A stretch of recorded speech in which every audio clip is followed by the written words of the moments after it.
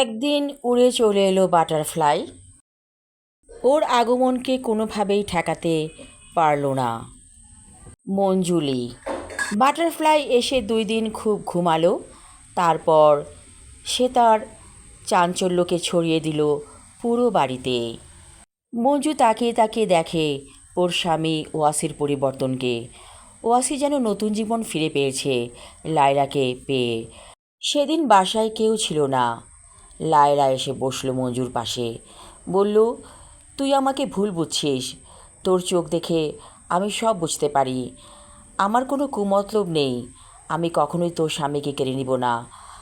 আমি জানি একটা নারীর স্বামী যখন পরকীয়ায় লিপ্ত হয় কত কষ্ট এতে। আমার সংসার তো ভেঙেছিল এ কারণেই। আমি কেন তোর সংসার ভাঙব? আমি সবসময় মনে রাখি তুই আমার অনেক কাছের মানুষ। এই যে তুই আমাকে আশ্রয় দিয়েছিস, তোর কারণেই আমি এখানে আছি।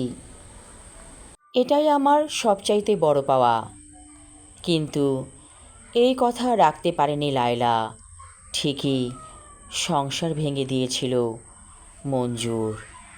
একদিন লায়লাকে বিয়ে করে ফেলল ওয়াসি। বাসায় এসে বলল, মঞ্জু, আমি লায়লাকে বিয়ে করেছি তোমার পারমিশন ছাড়া। কারণ তুমি দিনের পর দিন বিছানায় শুয়ে থাকবে। আমি তো একটা মানুষ, রোবট তো আর না। মঞ্জু বলল, আমি জানি আমার কপাল পুড়েছে। ঠিক আছে, তোমরা সুখী হও। মঞ্জু কাঁদল না, পাথরের মতো শক্ত হয়ে গেল। বলল, এটা তো আমার বাড়ি, তোমরা থাকবে কোথায়? ওয়াসি বলল, তোমাকে না জানিয়ে আমি একটা বাড়ি কিনেছি। সেই বাড়িতে রাখবো লায়লাকে। তোমার কাছেও আমি মাঝে মাঝে আসব। লায়লা বলল, আমাকে মাফ করে দিও। এছাড়া আমার কোনো উপায় ছিল না। আমেরিকা এমন একটা দেশ, এখানে টিকে থাকতে হলে পায়ের নিচে শক্ত মাটি দরকার। মঞ্জু বলল, এই শক্ত মাটি আমি তিলে তিলে তৈরি করেছি, আর তুই আমার সব কিছু কেড়ে নিলি। এই পাপের ফল তোকে একদিন পেতেই হবে। পাপের ফল পেয়েছিল লায়লা, অর্থাৎ বাটারফ্লাই। মাস 6 পরে সে মারা গেল হার্ট অ্যাটাকে। ওয়াসি এসে পায়ে ধরে মাফ চাইল মঞ্জুর। বলল, আমাকে মাফ করে দাও। মঞ্জু বলল, আমরা তো তোমাদেরকে মাফ করি, সব সময় মাফ করে দেই, কিন্তু তোমরা আমাদের দুর্বলতার সুযোগ নিয়ে বারবার অপরাধ করো। ওয়াসি বলল, আর কোনো দিন আমি অপরাধ করব না, ভুল করব না।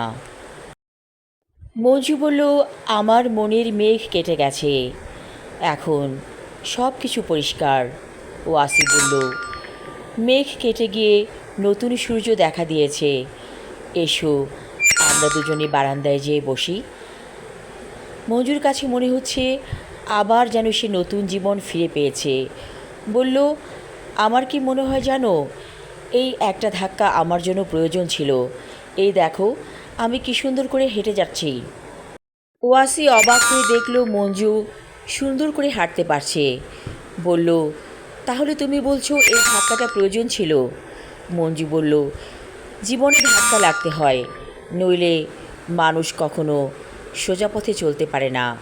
এই দেখো আমি নতুন জীবন ফিরে পেয়েছি। আমি আমার লেখা ছোট গল্প বাটারফ্লাই পর্ব 2 এবং শেষ পর্ব পড়লাম। ধন্যবাদ।